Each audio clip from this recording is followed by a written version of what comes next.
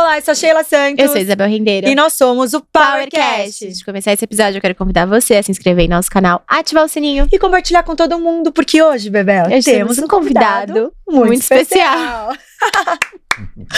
Gente, com certeza vocês já ouviram falar dessa empresa, então a gente vai mergulhar na história do Eduardo Letelier. Seja bem-vindo.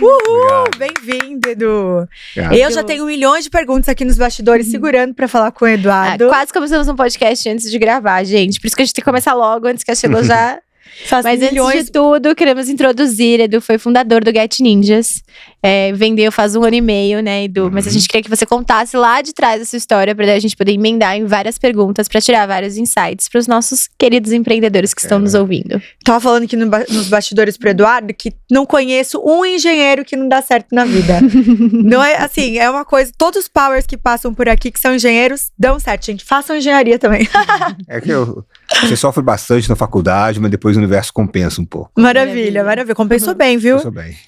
Então conta pra gente, Edu, um pouquinho da sua história, como vocês começaram. Eu sou engenheiro de computação, fiz Instituto Militar de Engenharia no Rio de Janeiro. Comecei minha carreira em consultoria estratégica, depois passei um pouquinho para área de investimento, de M&A. Só que eu tinha uma vontade de empreender em tecnologia. E aí eu tive a inspiração de começar uma plataforma que solucionasse o problema de clientes para e contar profissionais, né, pintor, encanador, professor de inglês, dentre outros. E junto com um colega de faculdade, a gente começou o que inicialmente chamava Cidade dos Bicos. E legal. depois de alguns meses mudou o nome para Get Ninjas, porque Bicos a gente achava na época que era um nome que tinha um pouco de demérito ali, né? E a gente percebeu que esses profissionais não faziam um bico, era realmente a profissão dele. Então a gente mudou o nome para Get Ninjas.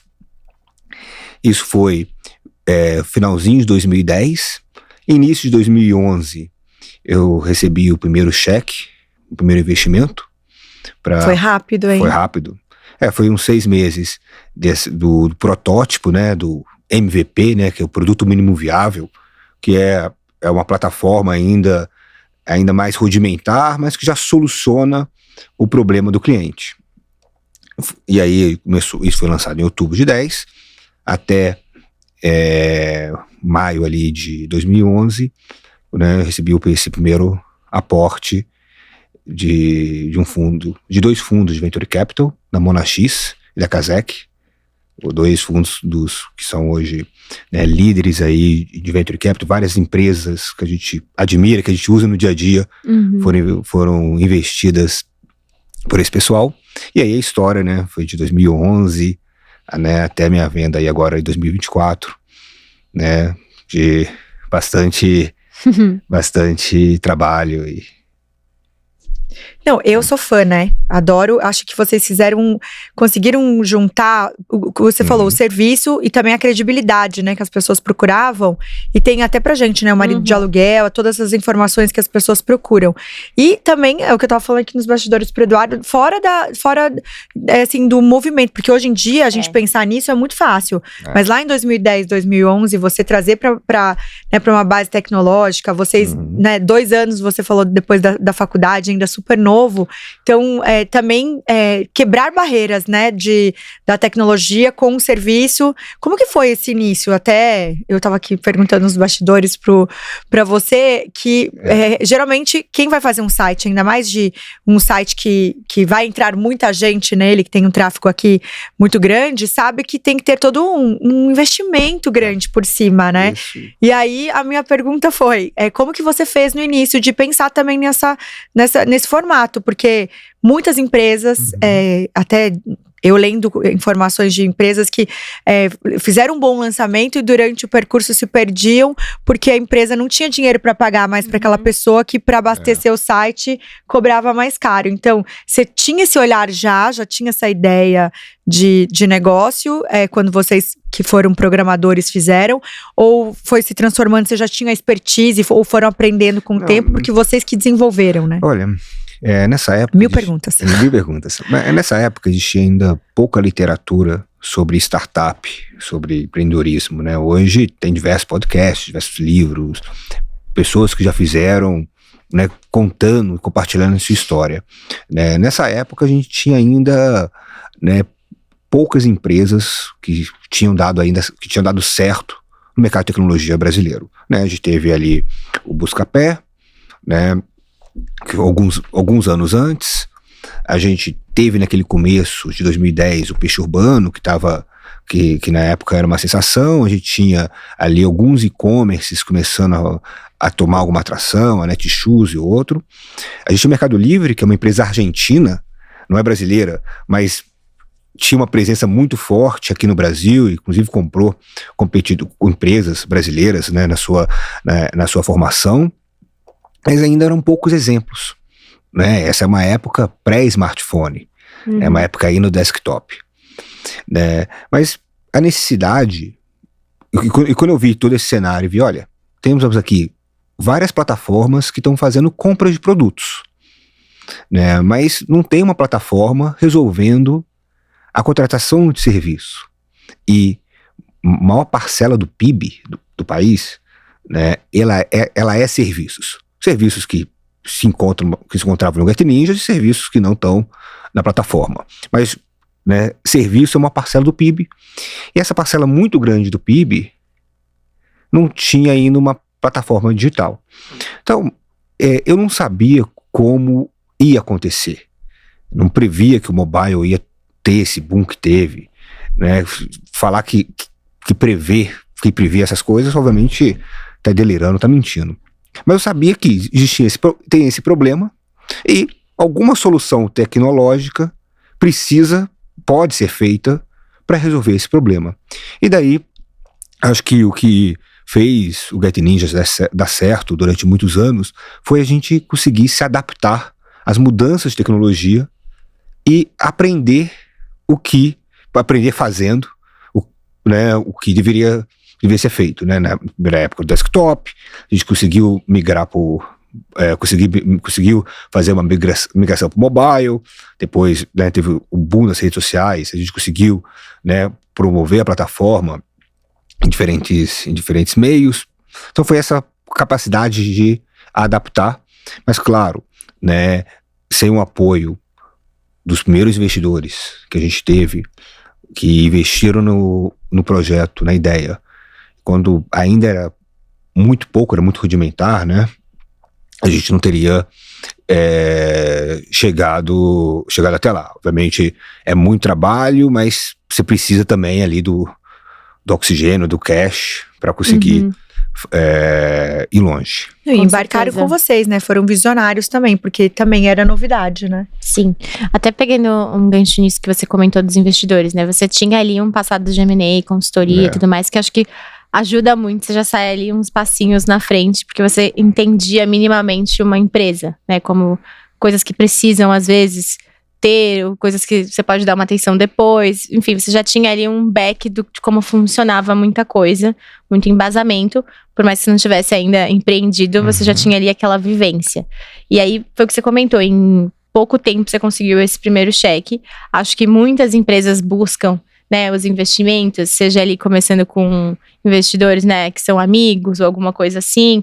Mas eu queria que você trouxesse dessa sua vivência, né, de ter conseguido captar tão cedo, digamos assim, e depois vocês conseguiram captar mais e mais vezes. O que você pode trazer de learning para quem está começando? O que deve preparar, principalmente, para poder fazer essas captações? Por mais que fosse uma ideia muito inovadora, que acho que isso também ajuda muito, a gente sabe que tem algumas coisas que, tipo, não adianta você ir pedir ali um dinheiro se você não tem isso aqui pronto, sabe? Como que a gente organiza a casinha para começar alguma coisa, para ir atrás de capital? No mundo ideal, né? Talvez a melhor ideia ou a melhor execução inicial é o suficiente para atrair esses investidores, atrair captação.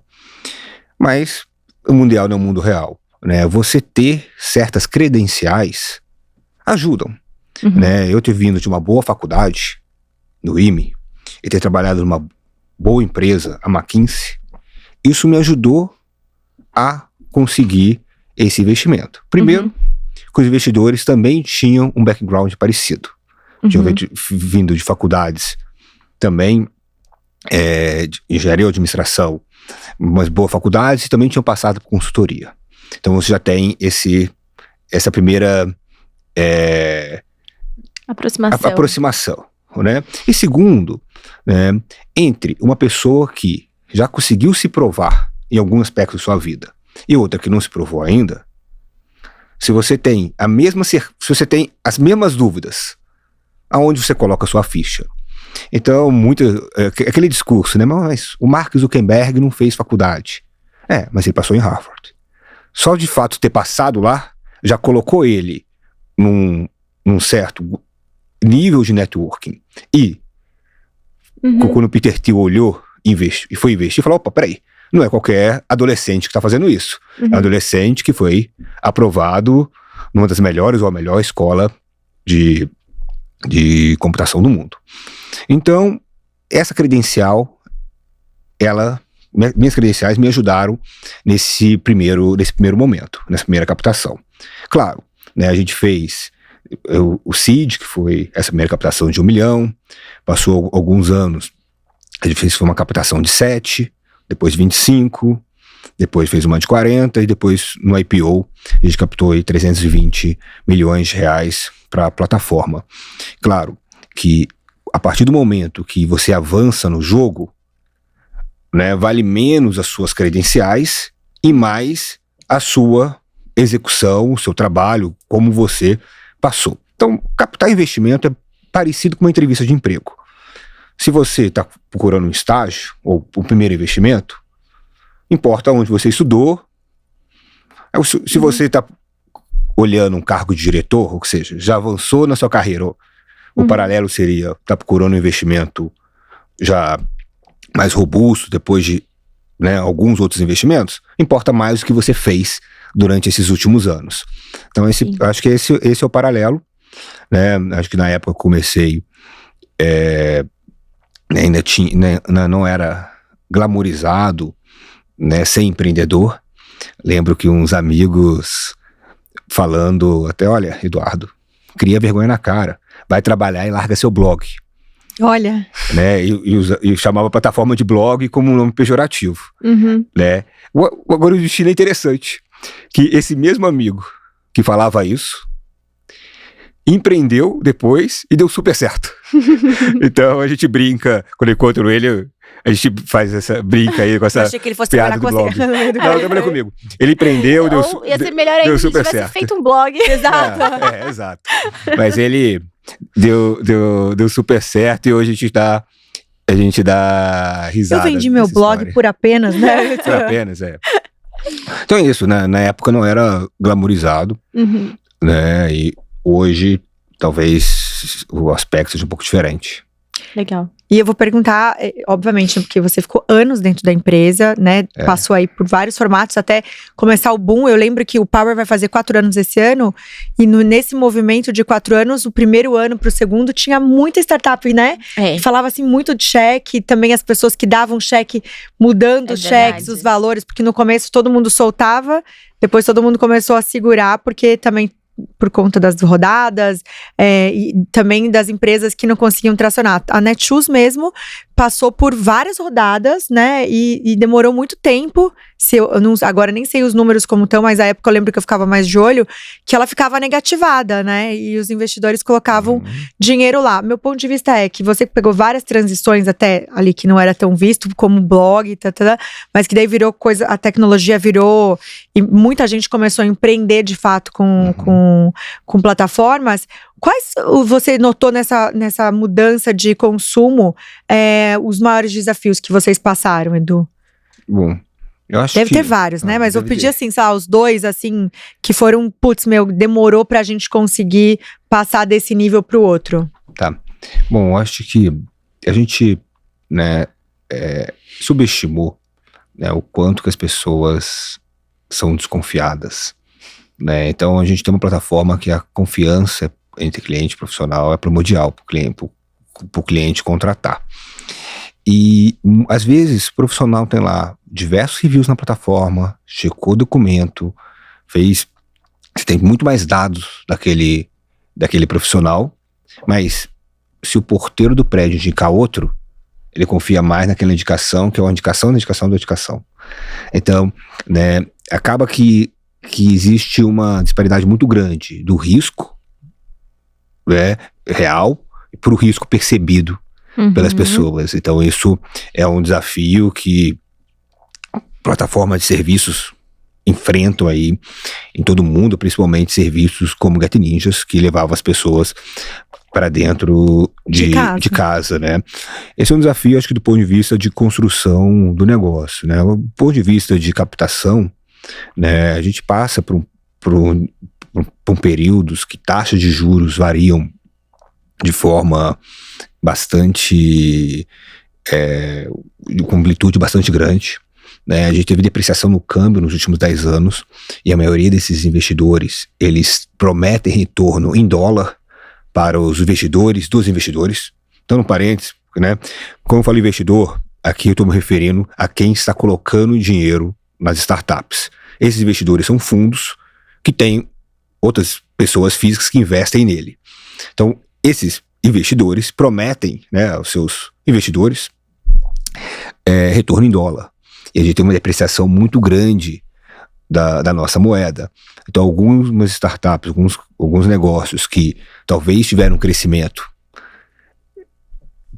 eles acabaram não gerando o retorno necessário. E se não gera o retorno, aquele investidor não coloca mais dinheiro e acaba, né, você tendo um ciclo vicioso. Então, teve, né, o mercado de captação, acho que você deu um exemplo interessante, que durante um período esses cheques estavam voando muito rápido, depois pararam, né? Acho que o período que se refere, provavelmente, é muito logo depois da pandemia, em 2021, 2022, onde ativos físicos estavam depreciados e ativos digitais, né, estavam super apreciados, né? O que aconteceu, que teve ali uma corrida por investimentos, valuations cada vez mais alto, e depois o mercado se corrigiu, viu que estava um pouco esticado aqueles valuations, e aí, né, quando a maré volta, ela volta mais forte, e aí teve uma seca ali no mercado por algum período, que bons empreendedores estavam com dificuldade de conseguir cheque, né? Isso acontece em todo mundo, não aconteceu só no Brasil, acontece também em outras economias, mas em economias mais fortes, essas amplitudes dos movimentos são menores. Então, né, aqui a disparidade entre o período de bonança e o período de vacas magras é muito maior do que colocar ali no Vale do Silício, quando tem a bonança, quando tem a vaca magra, também existe picos e vales, mas eles são um pouquinho mais achatados.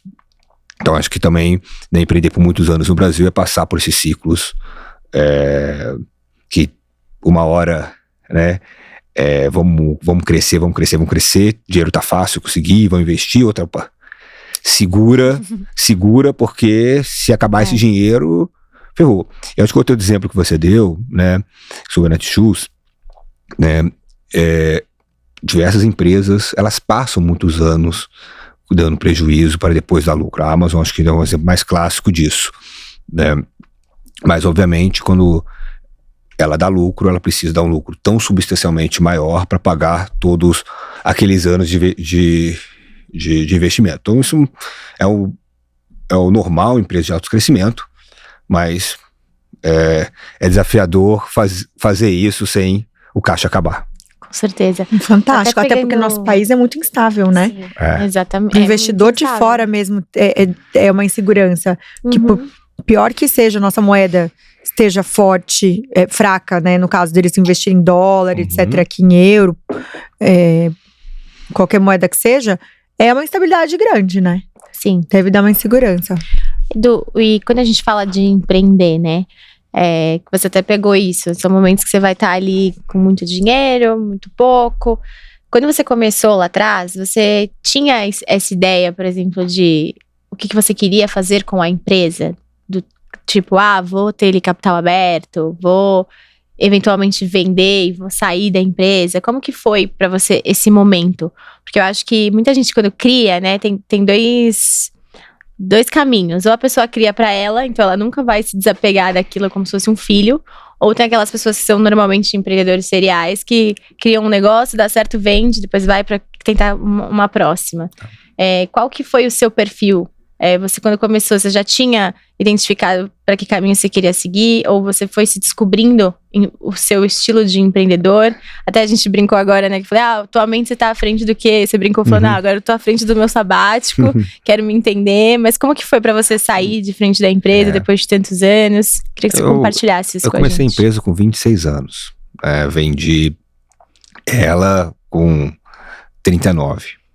Então, quando comecei, eu não sabia qual o caminho iria se tomar. Na verdade, nem os investidores sabiam, porque ainda Venture Capital no Brasil era algo novo. A lógica do Venture Capital é investir em empresa e, algum dia, vender a participação para outro fundo ou fazer um IPO, que foi o nosso caso. Foi o ciclo aí mais completo do Venture Capital. Um dos poucos que teve aqui na Bolsa Brasileira. Acho que teve mais mais 2, 3 empresas. Então, mas ainda não tinha tido outras histórias de saída, né? A gente tá falando, teve ali o Buscapé, que é dos anos 2000, né? Mas ainda eram pouquíssimas histórias. Então também e ninguém no mercado sabia o que iria acontecer com essas empresas. As empresas vão ter um comprador? As empresas vão ter janela de IPO? Isso vai demorar 5, 10, 15 anos?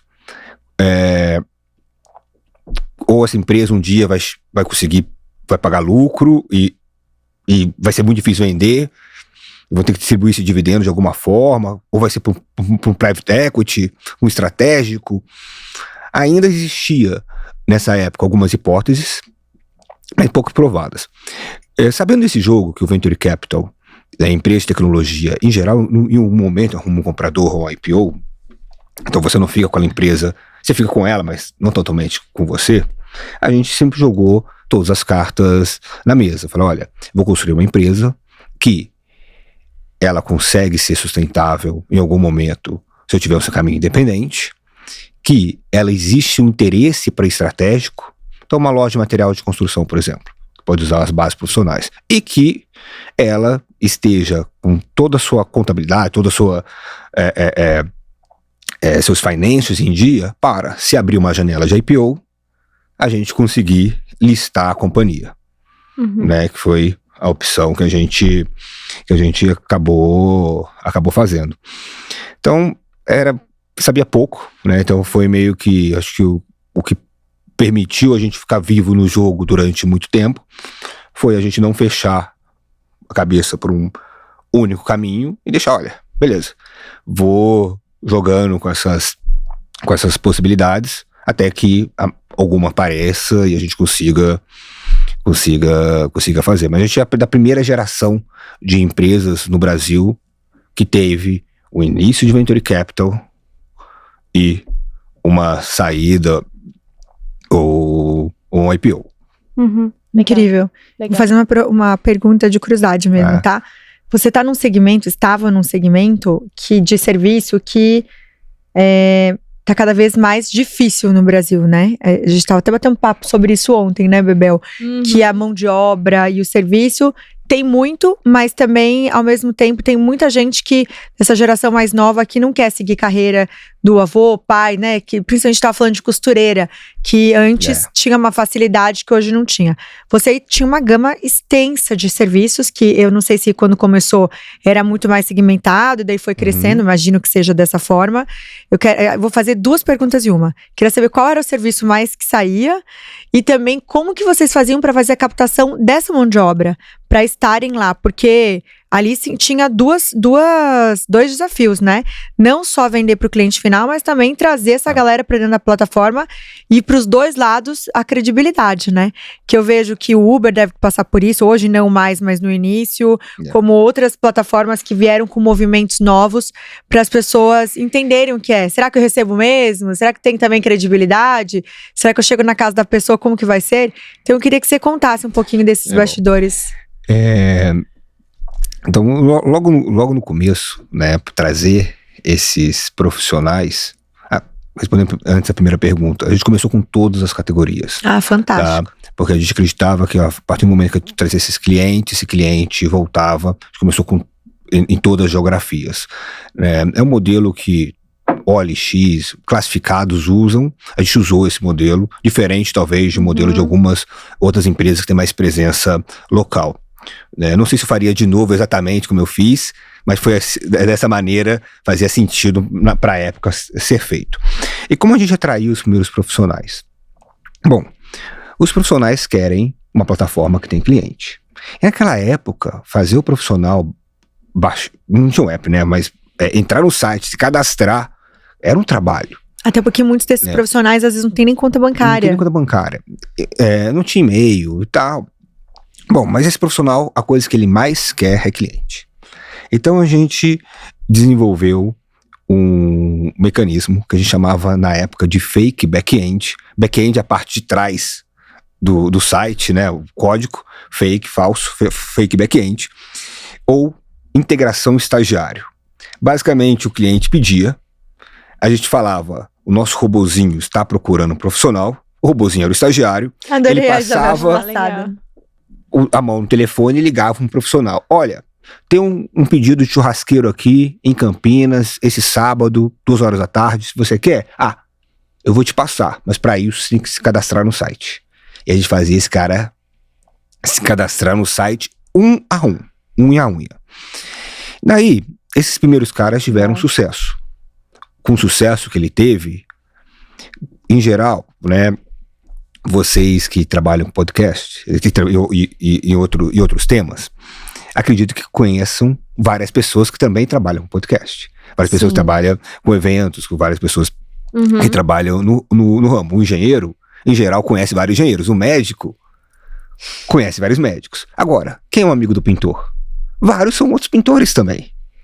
Então, quando ele começava a se dar bem, ele contava para o amigo dele, claro, para o sobrinho dele, contava para a esposa dele, que talvez tivesse outra profissão, né? Podia ser uma costureira, podia ser uma diarista, ou se o nosso profissional era um professor de inglês, ele contava para outro professor de inglês. Então, a gente percebia que ele não via como um concorrente aquele mais próximo dele. Ele não contava para todos onde estava ganhando dinheiro, mas contava para aqueles mais próximos. E com isso, essa plataforma foi crescendo do boca a boca. Né? Mas claro, né, boca a boca, né, ou passar a mão no telefone, tem uma certa velocidade de crescimento e um limite. Né? A gente precisou também desenvolver bastante mídia online, principalmente Google AdWords. E por quê? Quando você quer um problema, você busca, quer um pintor. Para o cliente, é óbvio. Mas para o profissional também. Porque o profissional buscava a sua própria profissão para ver preços que os outros estão cobrando, para ver como ele aparece, para ver onde se cadastrar. Então, as campanhas que a gente usava para cliente, que era maior volume, a gente sempre tinha um botãozinho, opa, eu não sou cliente, sou profissional, clica aqui. Então a gente conseguia fazer essa propaganda para cliente.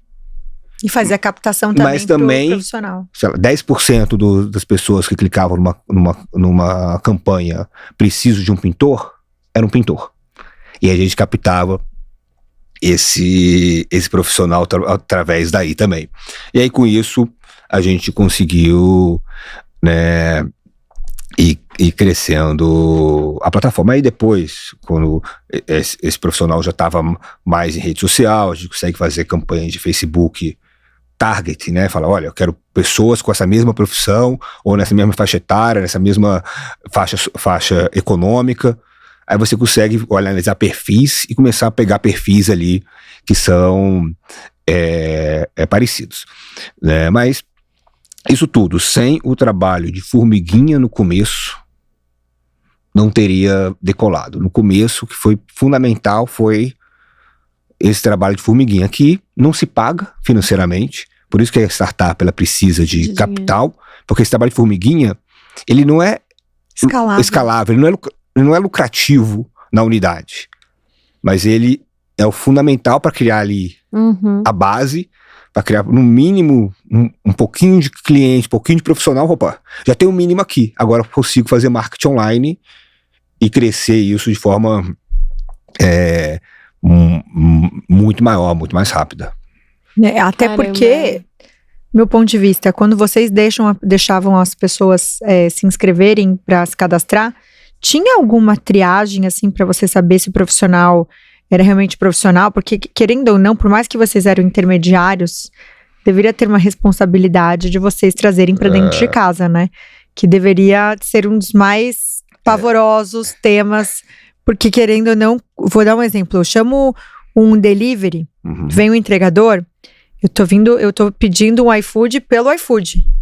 Eu tô pegando um Uber pelo Uber, né? Então você sabe que se acontecer alguma coisa, você tem um cuidado por trás, né? E dentro de casa, quando você coloca, deve ter um cuidado também, né, Eduardo? Sim, fazia checagem de antecedente criminal e checagem de documentação. Foto do documento, foto da pessoa, você faz um face match ali para ver se a pessoa é o que ela é mesmo. A gente não tinha, né? Não sei se eu saí em janeiro de 24 do Get Ninjas, tá? Mas a gente não tinha prova de capacitação profissional. Esse talvez era uma das coisas que a gente iria em algum futuro próximo implementar, que inclusive uma plataforma inglesa que eu fui visitar lá faz, que ela faz uma provinha. Legal. E o cara vai lá, responde aquela provinha para provar que ele sabe, né, aquela profissão dele. Então vai perguntar o nome de equipamentos, tem lá uma obra e falar como você começa a instalar, por onde você começa a fazer. Então tem ali de provas. Na época que eu saí do Get Ninjas em 24, ainda não tinha, eu agora não consigo mais falar pela plataforma. Mas, né, são dois problemas diferentes, né? Um problema é você identificar aquela pessoa, e se ela tem uma segurança. Um segundo problema é aquela pessoa, ela é apta, ela é capaz de fazer aquilo. Não tínhamos essa provinha, mas a gente tinha um esquema de review. O cliente avalia depois do serviço. Óbvio que o problema de review é um problema do ovo da galinha, porque quando ele entra na plataforma ele tem 0 reviews, então o primeiro cliente toma algum certo de risco para fazer essa avaliação, né? Mas ainda assim, né, acredito que plataformas, né, apesar de todas as plataformas terem um certo risco, você pode ter um risco pegando um delivery numa plataforma, um carro de particular de uma plataforma, mas eu acredito que os mecanismos das plataformas, apesar de não serem perfeitos, é muito melhor do que usar plataforma nenhuma. Eu prefiro pegar um carro em qualquer um dos aplicativos de ride sharing, do que pegar um táxi na rua. E quando eu peço táxi pelo aplicativo de ride sharing. Sim. Pode ter problema? Todas podem ter. Quando você está lidando com o ser humano, você pode ter problema. Você pode ter problema. O cara pode ser ótimo, mas pegou o cara no dia ruim. Agora, a plataforma tem mecanismo de reclamação, mecanismo de punição, mecanismo de você conseguir identificar quem fez aquilo, né, quem estava com você naquele momento. Né, então, né, apesar de não ser perfeito, eu acho que Mas você é a acha melhor que solução. Isso é muito mais pela questão do mercado brasileiro ou isso é no mundo todo? No mundo todo.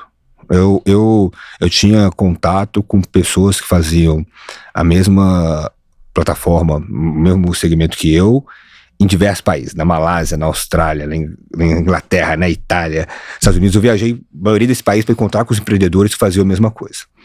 Claro que países subdesenvolvidos, países que têm que violência, como no Brasil, é mais endêmico, que a qualidade da mão de obra em geral pior, que o nível educacional em geral menor, tem mais problema.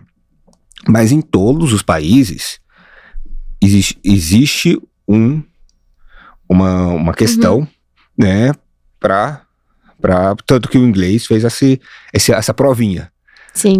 Porque em todos os países existe, né, toda vez que você trabalha com uma pessoa, existe um certo risco. E a tecnologia, ao meu ver, ela é uma maneira de minimizar todos esses riscos. Você nunca vai conseguir eliminar totalmente, mas você consegue minimizar. E é isso que eu acho que fico feliz de ter construído lá dentro. Sim, você teve muito sucesso nisso. Até queria tirar aí uma dica de aprendizado para quem tá assistindo. Qual que era o que você via que tinha mais ouro ali dentro para vocês?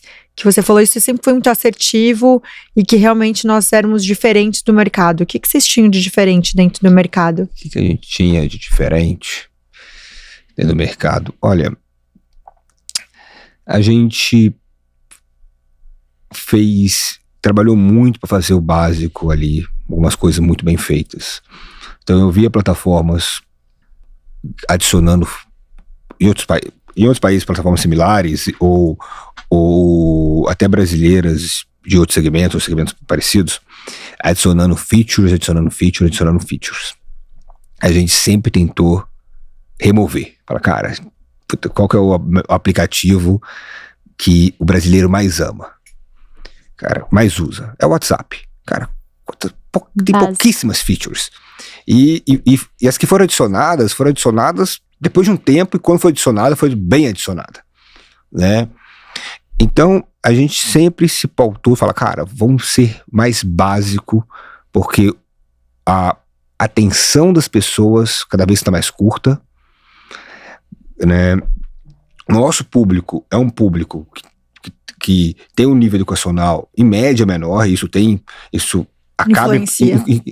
infelizmente acaba influenciando em como consegue interpretar a usabilidade, usar um aplicativo. Seria mentira falar que não.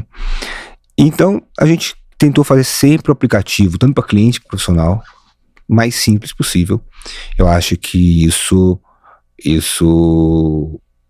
fez a gente ser vencedor, sabe?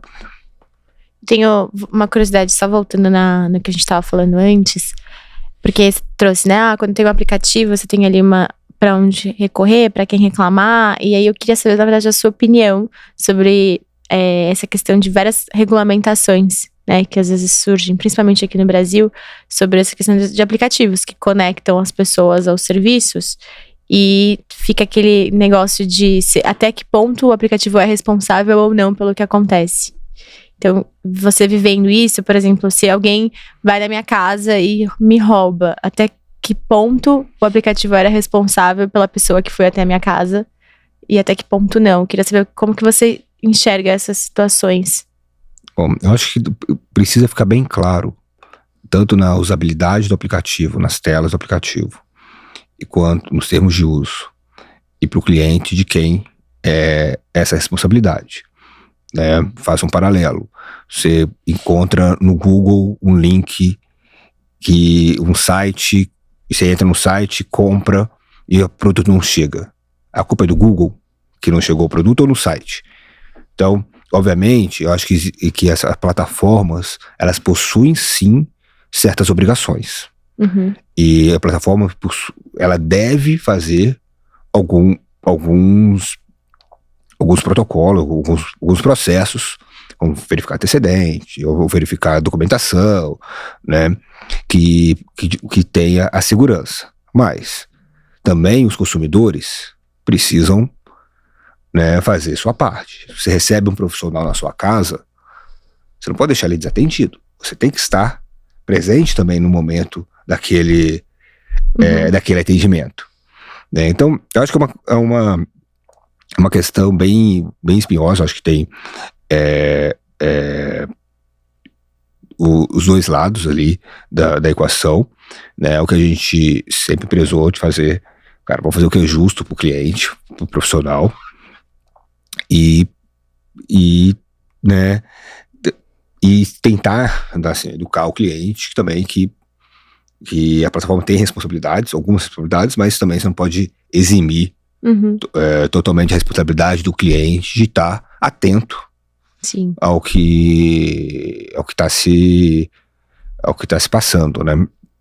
Então esse é um caso, é bastante difícil tratar. Sim. Porque o cliente fala, fui roubado, mas Ele foi mesmo? Não foi? Tipo, Sim, super, é um tema super difícil. A plataforma, ela ser juiz de determinadas situações que é muito difícil ou impossível ser comprovada e que pode, inclusive, ser uma fraude do reclamante. Que acontece. Já aconteceu, pegamos diversas vezes.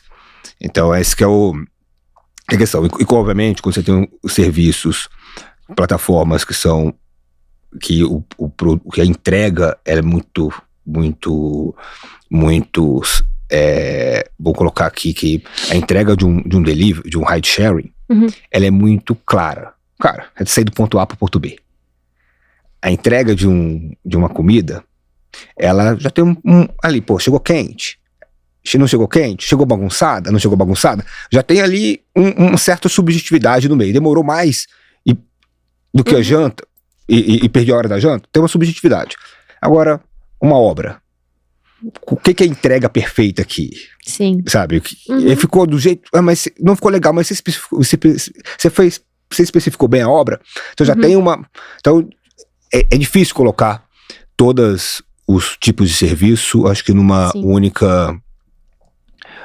única régua, porque cada um existe, né, os critérios de aceitação, né, o esperado é bem diferente. Eu acho que no geral os serviços a gente trabalha muito com pessoas e expectativas, né? Exatamente, tanto independente do segmento, eu vejo assim que é uma coisa, quando você vai empreender, é um negócio mais fácil de fazer virar, porque você consegue às vezes conquistar um cliente ofertando o serviço para ele conhecer, né? É uma coisa mais fácil de você aproximar um cliente, fazer virar, mas em termos de... Tô falando aqui fácil, difícil, só pra gente simplificar, mas em termos de no dia a dia, é muito mais difícil do que quando você vende um produto, que é tipo, isso aqui era uma caneca, eu te dou uma caneca, tipo, vendo uma caneca e é isso. É muito mais difícil de conquistar pra você querer comprar a caneca, é muito mais fácil de conquistar por um serviço.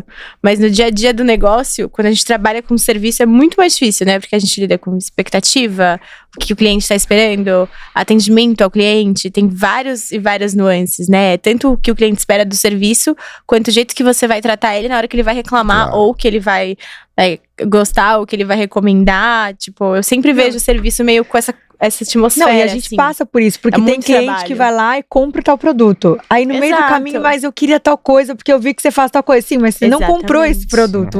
A gente passa por isso. Que é uma coisa que eu vejo, porque você optou por esse lado de serviços, né? E a gente vê que tem muito tudo isso. Eu até perguntei de regulamentação por essa questão. Tem todas essas polêmicas por aí, né? Principalmente de aplicativo de carros e etc, né? Até que ponto a companhia é responsável, mas aí a gente fala de tudo, porque os aplicativos vêm pra facilitar a nossa vida. Tipo, é pra me facilitar achar um carro, é pra me facilitar achar um serviço, é pra me facilitar achar um produto, mas aí na hora a gente também quer, tipo, atrapalhar tudo pra reclamar. Tipo, eu fico pensando uma vez, minha comida foi roubada, eu fui culpar o aplicativo. Tipo, minha comida foi roubada, a culpa é sua, entendeu? Mas até que ponto eu poderia ter ligado e a minha comida podia ter sido roubada, digamos assim, né? Só que a gente não pensa nisso, a gente só pensa pra quem que eu vou reclamar. Ao mesmo tempo, até do vínculo empregatício, né? Mas ao mesmo tempo, no caso da sua comida, tem muita gente que, foi comprovado isso, que mentia também. Exatamente. Que recebia comida e falava, eu não recebi minha comida. E aí a culpa é de quem? Do entregador, do restaurante, que é multado. Exatamente. Então quem que arca com isso, né? Então é uma curiosidade que me veio, porque eu acho que tem todas essas nuances quando a gente fala de serviço.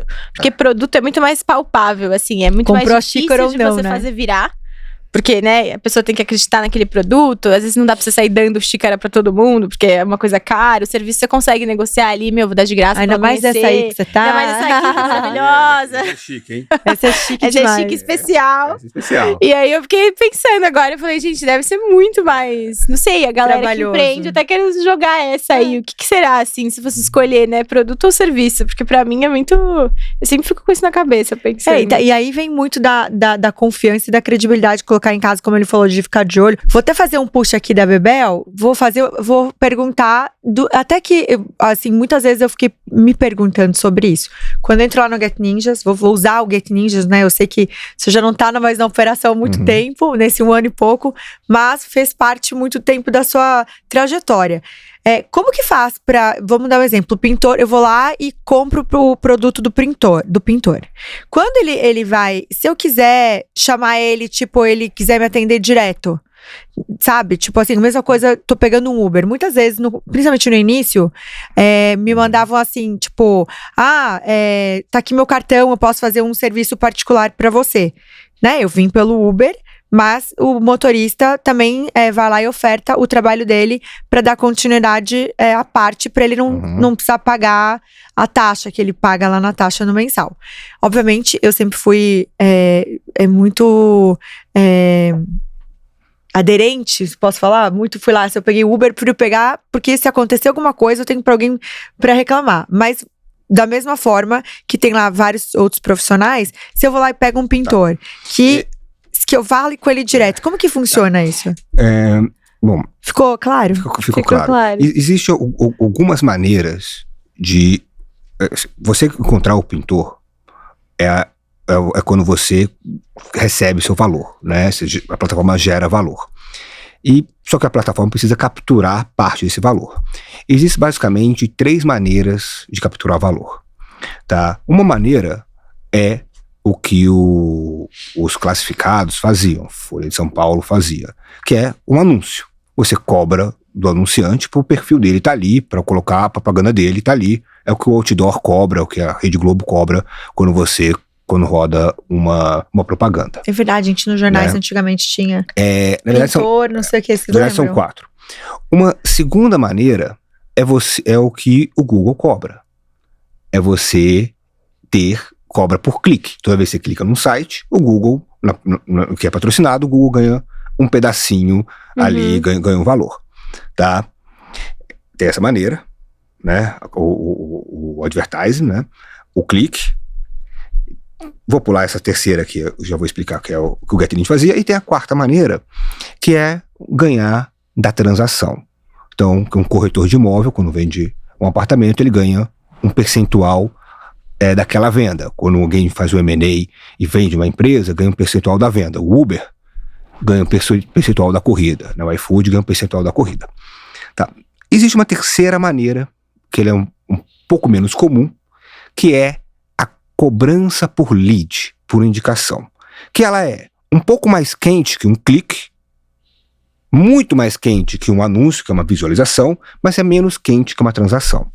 Então, a gente cobra, o Get Ninjas cobrava, né, por toda vez que o cliente entrava em contato com o profissional, toda vez que o profissional entrava em contato com o cliente, esse profissional pagava um valor, independente se ele fosse fechar um negócio ou não.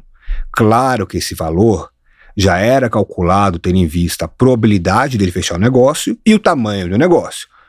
Uma apresentação para um cara que quer reformar a casa inteira custa mais que a apresentação de um cara que quer consertar um chuveiro.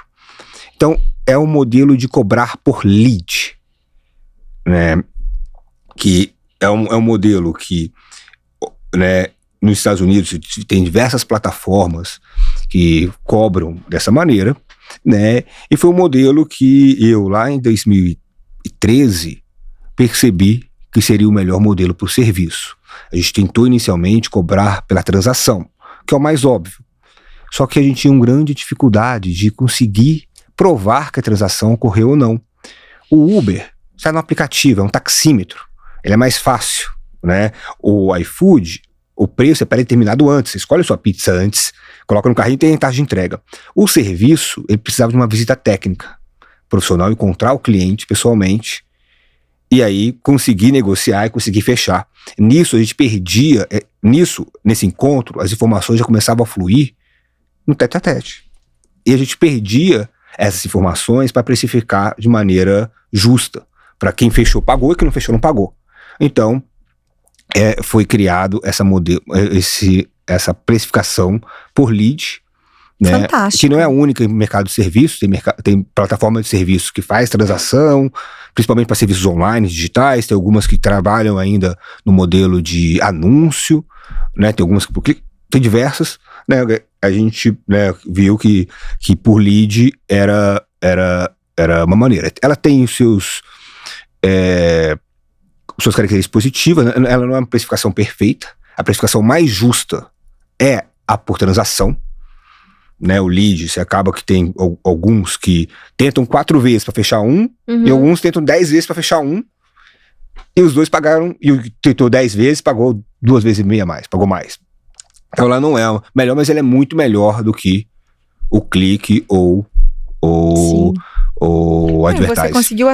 Vocês conseguiram achar até um equilíbrio aí, né? Porque realmente esse negócio você não tá lá junto com a pessoa para ter uma ideia. Você imagina uma grande escala a nível nacional, como é que faz? Não tem como. Engraçado que a gente fala muito do Brasil, que o pessoal aqui é malandro e tal. Aí eu conheci um empreendedor australiano que ele fez uma plataforma transacional, né? E que o profissional tinha que reportar a eles. Não deu certo na Austrália. Aí a gente sempre teve essa discussão no time, não, vou tentar transacional. Eu falava, galera, seguinte, não deu certo na Austrália, galera. Vocês querem fazer? Não vai dar, tipo, é muito difícil. E eles tinham uma escala muito menor do que a nossa. E tiveram problema. E não conseguiram, voltaram, né? Então eu falava, galera, tá um pouco mais. Isso aqui é um pouco difícil. Você tem risco de fraude, do cara falar que não fechou, falar que fechou por menos, ou falar que não fechou e fechou. E aí é muito grande, e você vai acabar tendo tanta fraude que você vai ter que cobrar tão mais de quem for honesto, que esse honesto não vai querer ser honesto porque tá pagando por muito todos os outros que não foram, então você acaba ainda né, cobrando mais de quem tá fazendo certo, né? Sim. Então, foi isso, esse modelo de lead que foi implementado. Eu acho que isso é uma questão acho que de empreendedorismo em geral, que muitas vezes os empreendedores pensam, né, como eu vou gerar esse valor e como eu quero capturar esse valor. Mas tem uma questão, como eu posso capturar esse valor. Não necessariamente você consegue fazer exatamente essa solução perfeita. Então isso era sempre foi grande discussão lá dentro, né? Essa forma de conseguir capturar um valor que seja justo para todas as partes envolvidas. Eu acho até que você mesma, quando você perguntou, você respondeu em uma parte que é o seguinte: mesmo que a pessoa possa passar o contato direto, você perde o backup da plataforma, né? Que nem você falou assim, eu poderia pegar o motorista. Mas aí você ia perder a plataforma de estar ali te dando esse backup. Você ia pegar um motorista direto, que se acontece alguma coisa, quem que te ajuda? Exato. Então eu acho que também tem isso. Uma coisa diferente. Eu sempre escolhi a segurança, mas tem gente que, por causa de, sei lá, 10% de... Várias vezes, de Uber, principalmente quando você pega, sei lá, Viracopos. A gente já pegou várias vezes Viracopos, São Paulo. O cara vira e fala assim, olha, eu vou te levar, mas paga a parte, porque o meu Uber cobra uma porcentagem aqui que não fecha a conta. Várias vezes eu cancelei e preferi pegar, porque eu falei, gente, se o cara já tá fazendo essa malandragem, vai acontecer alguma coisa, sabe? Exatamente, mas eu acho que é isso, a pessoa, as plataformas, né, quem tá ofertando o serviço, nesse caso que tá fazendo uma conexão, eu não me preocuparia com isso, porque eu sei que no caso, quem fizer isso, não vai não tá fazendo certo já, porque não vai fazer certo, e porque eu consigo ofertar a segurança. Sim, mas é porque você tem essa percepção. Eu acho que tem muita gente que também pensa que vai pagar mais barato, que a pessoa fala assim, eu te dou um desconto.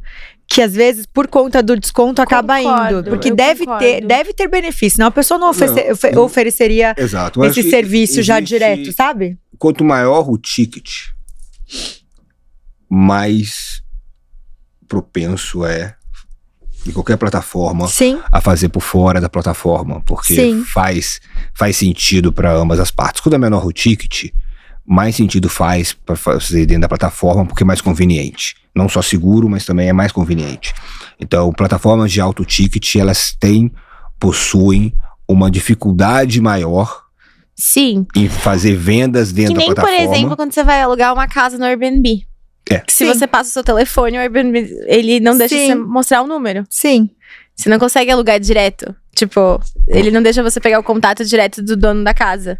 Mas aí as pessoas alugam por um dia e aí depois de um dia mas é pega muito o mais contato, dificultoso. Dificulta, né? se dificulta. Tipo, porque é uma coisa que realmente você pode fazer por fora, digamos assim, e eles bloqueiam o número. É sempre proporcional ao tamanho da transação. Sim. Se quer alugar por um fim de semana, muitos usuários não vão se dar o trabalho. Se for alugar um Airbnb por um mês, provavelmente você vai alugar um fim de semana, pegar o contato do cara e alugar os outros 28 dias. Isso acontece em todas as plataformas. Compra de produtos também, produtos muito caros. As pessoas dão um jeito de conversar para fazer essa compra fora da plataforma. Existe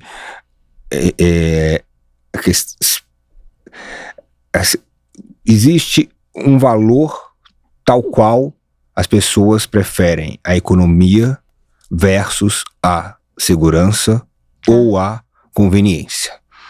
Então, plataformas menores, tickets menores, acabam sofrendo menos do que plataformas que têm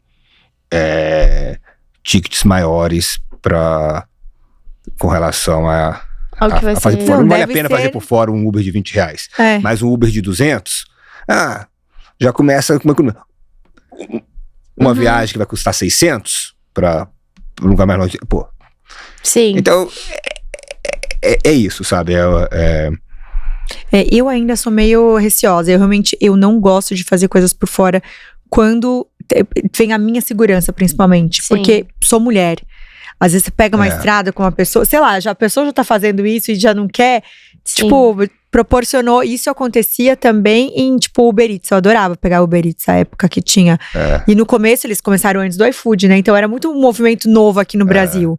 E eu via que vários restaurantes também me mandavam no WhatsApp. Pegavam o telefone, porque acho que tinha acesso já. Mandavam no WhatsApp também. Oi, você tá no restaurante.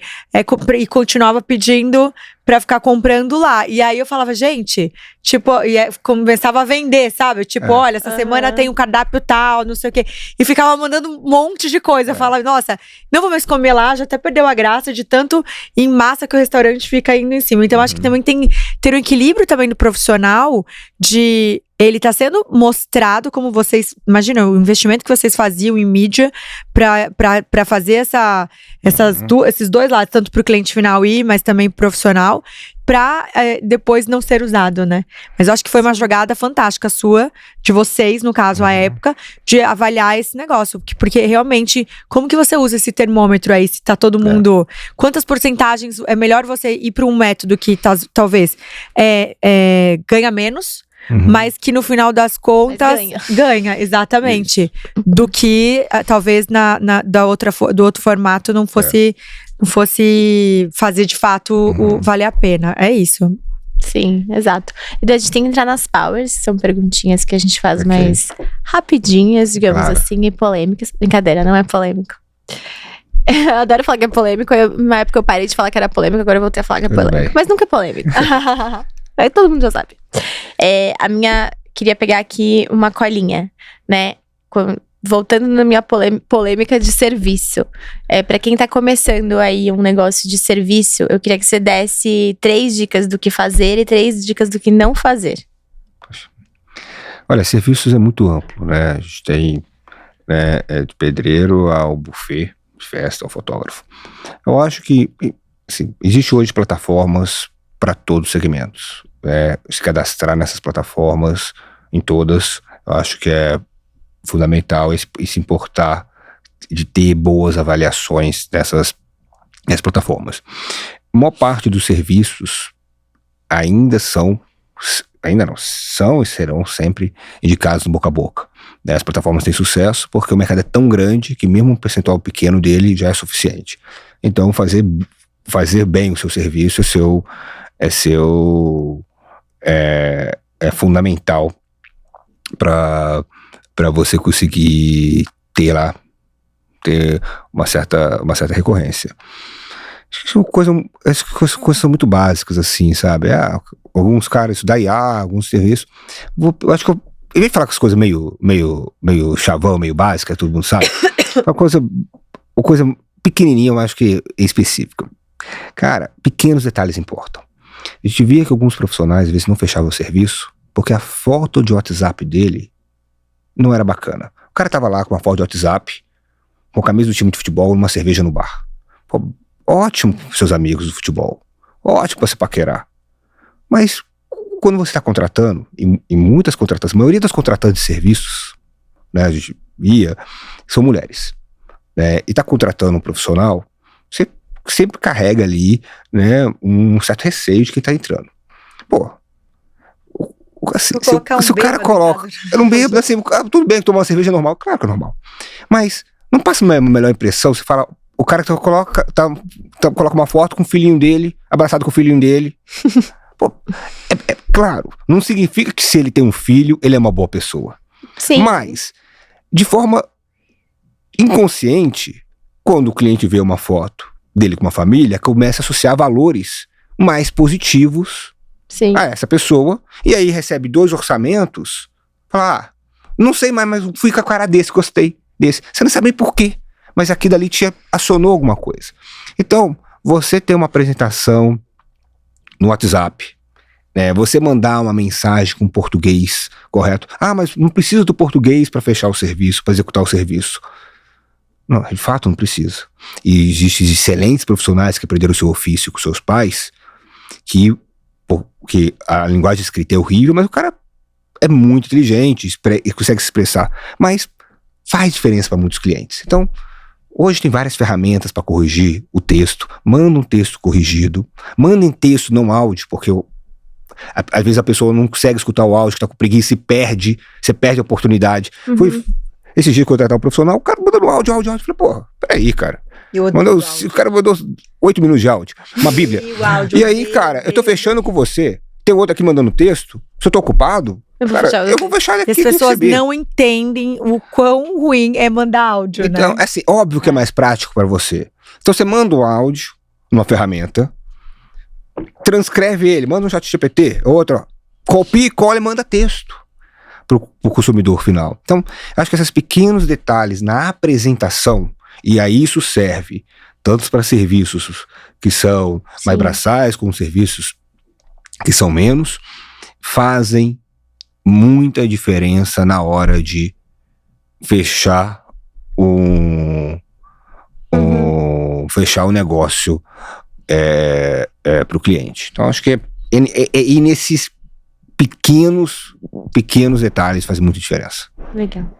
Vou fazer minha saideira também. Vou fazer uma pergunta, assim, curiosa também, né? Após passar esse tempo sabático aí, volta aí a coçar o empreendedorismo? Quer voltar ativa ou vai ficar mais tempo relax?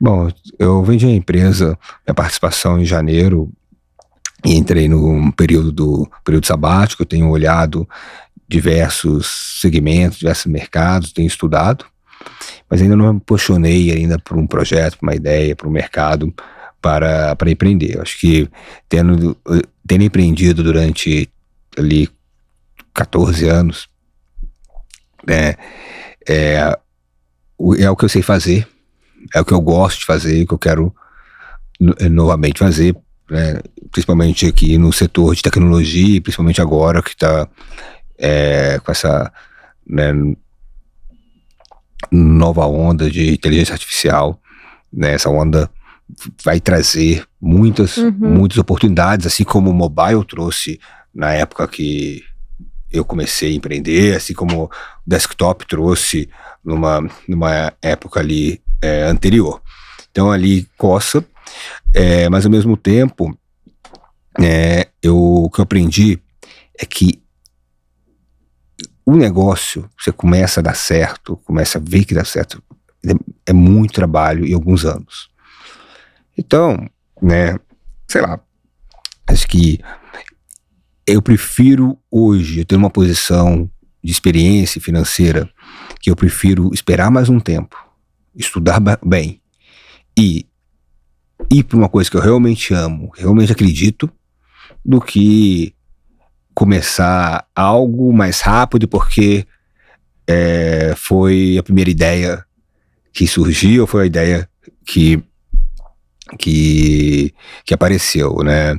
E eu sei que, né, começando o negócio hoje, os frutos vão ser colhidos aqui há alguns anos. Então você precisa estar realmente apaixonado por aquilo. O que eu tenho olhado são ou mercados que são muito grandes, mas principalmente mercados que hoje são pequenos, mas por algum motivo, seja mudança social ou mudança tecnológica, vão crescer muito nos próximos anos. Porque o mercado que é muito grande, tem muitas empresas já nele. Agora, esse mercado que hoje é pequeno, está sendo negligenciado, mas que em alguns poucos anos ele vai se tornar enorme, esse é o mercado ideal para começar um negócio. Então agora, a pergunta de 1 milhão é: que mercado é esse? Eu ia falar isso agora. Qual mercado é esse? Qual mercado é esse e quando é esse? O clima aqui. Mas aí você volta aqui no Power e conta as novidades, né, Bebel? Exatamente. Volta aqui e conta. Obrigada por hoje. É uma honra ter você aqui, uma história tão linda de empreendedorismo. Eu sei que a gente ficou aqui perguntando tanto de Get Ninjas pro Eduardo, tadinho, mas é porque você fez uma empresa, fundou uma empresa muito power aqui, né, Bebel? E assim, fez parte muito tempo, a gente tinha que perguntar muitas coisas, mas você volta pra fazer lançamento do seu próximo business, a gente faz milhões de outras perguntas também, né, Bebel? Fechado. Com certeza, Edu, passa suas redes sociais, quem quiser te conhecer mais, entrar em contato. Bom, a rede social que eu mais uso é o Instagram, Edu Lotelier. Lotelier é meio difícil, meu sobrenome. A gente vai deixar escrito Deixa ali também, anotadinho, porque é difícil. Bom, foi um prazer aqui bater um papo com vocês. Obrigada. Obrigado pelas perguntas. Obrigada. É um prazer contar a história, falar sobre esses 14 anos que eu estive sobre o Get Ninjas e, né, espero que inspire aí algumas pessoas a começar a empreender e principalmente ver que não é uma história tão fácil, né? Acho que empreender, ele tem altos e baixos. A gente acabou de falar um pouco sobre isso, mas queria deixar essa mensagem que hoje, né, eu tenho percebido que existem muitos cursos, muitos vendedores de curso vendendo que, cara, você vai comprar um curso online, você vai ficar rico amanhã, porque é fácil, tá todo mundo ganhando dinheiro com a internet. Isso é uma das maiores mentiras que eu já vi. É muito difícil. Algumas pessoas ganham muito. É muito perigoso também, né? Porque as pessoas acham que empreender é brincadeira e que você vai ficar rico muito rápido e que é fácil também, que você vai ter mais horas que você não vai trabalhar. Não. Pelo contrário, né? A maioria, eu tive o sucesso que eu tive. Acho que foi muito trabalho, um certo talento, mas foi muita sorte. E em diversos momentos da trajetória, se algo tivesse acontecido um pouquinho diferente, coisas que não eram do meu controle, a empresa tinha virado pó. Então, para dar certo, precisa de trabalho, talento, ali, estudo, mas muita sorte.